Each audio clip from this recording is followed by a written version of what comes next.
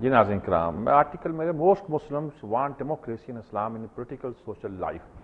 یہ وہی پیو کا سروے ہے جس پر آج گرافس کے ساتھ اور ایک آرٹیکل کی شکل میں اس کو دیا گیا ہے، جس میں بتایا گیا کہ مسلم دنیا میں 6 مسلمان دنیا کے سروے کیے گئے ہیں، مسلمان ملکوں کے سروے کیے گئے ہیں، جن میں ہیں پاکستان، ترکی، لبنان،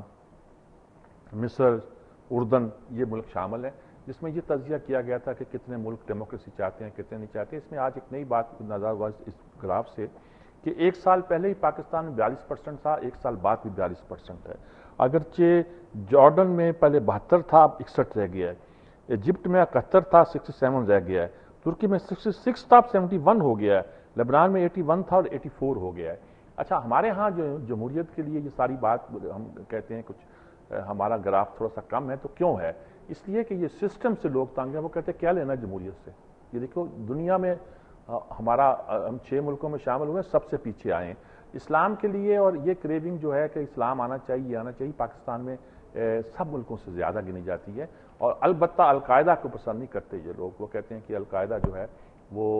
87% لوگ جو ہیں انہوں نے 82% لوگوں نے القاعدہ کو ریجیکٹ کیا ہے، اور 87% نے کہا ہے کہ یہاں اسلام آنا چاہیے، یہ شاید 87 نے ریجیکٹ کیا، 82 نے کہا کہ اسلام آنا چاہیے، یعنی کہ یہ کنٹرڈکشن نہیں ہے، القاعدہ کو وہ ٹیررسٹ کے طور پر لے رہے ہیں اور اسلام کو وہ اس شخص اس سے لگ کر کے کر رہے ہیں جی، اور یہ بھی یہاں معلوم ہوتا ہے کہ ڈیموکریسی سے تنگ آنے کے باوجود ان کا اگر رجحان ہے تو اسلام کی طرف ہے، اور وہ چاہتے ہیں کہ اسلامی نظام ہی جہاں آئے اور وہی چیز آ کے ہمارے لائف کو بہتر بنائے۔ باقی اس طرح کے اور انڈیکیٹر ہیں جن پر یہ بحث کی گئی ہے، میرے خیال میں اگر پوری رپورٹ دیکھ لی جائے تو اس سے بہتر تجزیہ اور انالیسس کیا جا سکتا ہے، یہ تو ہر آدمی اپنے حساب سے کرتا ہے جی۔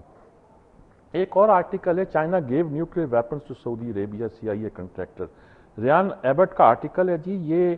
شیرک نام کا کوئی ایک بندہ ہے جس نے پیٹریوٹ لاسٹ لکھی ہے، CIA کا کنٹریکٹر ایجنٹ تھا، جیسے ریمنڈ ڈیولز نہیں تھا ویسے تھا، تو اس کے ساتھ یہ بھی تھا کہ وہ سیکرٹ جو ہے نا وہ اوپن نہیں کرے گا، بیان نہیں کرے گا، تو اس نے ایک سیکرٹ بیان کیا ہے اور ایک کتاب لکھی اور کتاب بھیج دی، 2 سال پڑھی تھی CIA کے ساتھ، اس نے کہا جی ان سے پوچھ کے انہوں نے اپروول نہیں دی، اب اس نے کہا جی کہ اس کا خیال ہے کہ 10 سال پہلے انہوں نے ایٹامک ہتھیار دیے تھے سعودی عرب کو چین نے۔ اچھا، میں بھی چونکا، پتہ چلا نہیں بلاسٹک میزائل دیے تھے جو کہ نیوکلیئر وار ہیڈ کو لے جا سکتے ہیں، وار ہیڈ تو نہیں دیا تھا، بم نہیں دیا تھا، میں حیران بھی ہوا تھا کہ لطیفہ ایک مشہور تھا، بلکہ اب کہتے تھے واقعہ یہ ہے کہ قذافی گیا چون لائی کے پاس، کہنے لگا جی مجھے ایٹم بم چاہیے، کتنے پیسے لوگے؟ تو خیر وہ مسکرا دیا، ہنس دیا کہ بھئی ایٹم بم تو خریدا نہیں جاتا آدمی مارکیٹ سے، جو کسی ملک نے کسی ملک کو نہیں دیا، اور یہ پرولیفریشن جو ہے یہ تو کبھی الاؤ کی نہیں جا سکتی، تو پتہ چلا کہ وہ وار ہیڈز لے جا سکتے ہیں اٹامک، وہ میزائل غالباً انہوں نے دیے تھے جی۔ یہ دو ایک الگ سے آرٹیکل ہے، ایک آرٹیکل اور مزے کا ہے جی، یہ ہے the tender poetry of the Taliban, Taliban کی نرم و نازک شاعری۔ کہتا ہے کہ آپ کو حیرانی ہوئی ہوگی کہ طالبان شاعری بھی کرتے ہیں، کہتے ہیں لیکن یہ ان سب پرسیپشن سے ہی بنتا ہے، ان کے پتہ چلتا ہے وہ کیا ہے، ٹھیک ہے وہ وار پوئٹری ہے لیکن افغان شاعری کرتے ہیں اور بڑے جذبات بھی رکھتے ہیں۔ اور یہ آرٹیکل اسکاٹ بولڈاف کا ہے جی، یہ صاحب جو ہیں یہ خود رہے ہیں جلال آباد میں ایک وار کارسپونڈنٹ کے طور پر، بتاتے ہیں ایک رات کا ذکر کرتے ہیں کہ کھانا کھایا،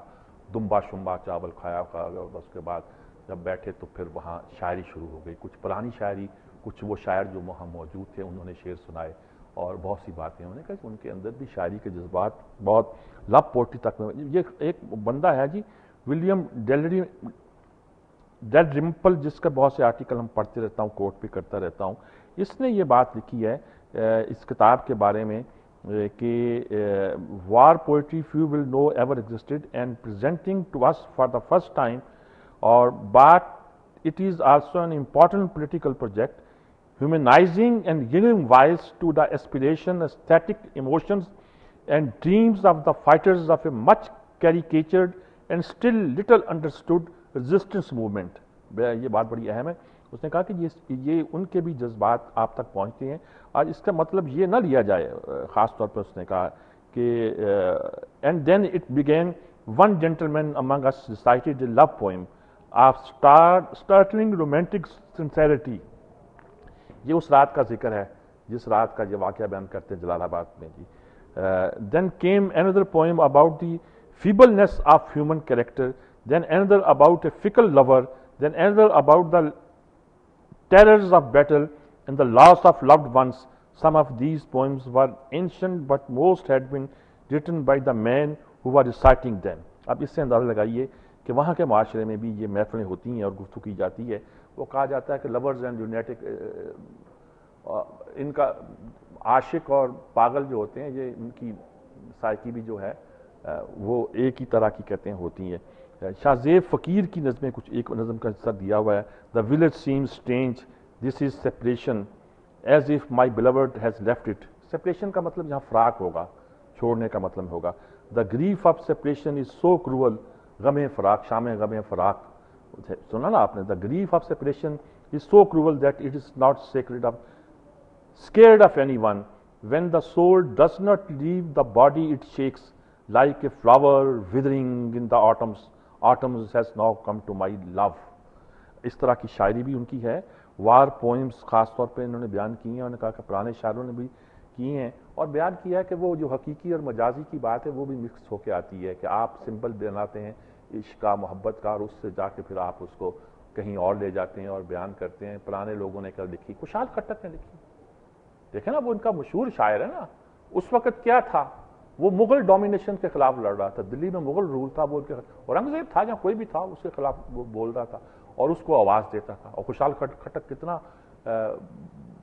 एक पोटेंट शायर होगा कि इकबाल ने उसका तज़किरा भी किया और कुछ तर्जुमा भी करके दिखाया क्या हो सकता है कि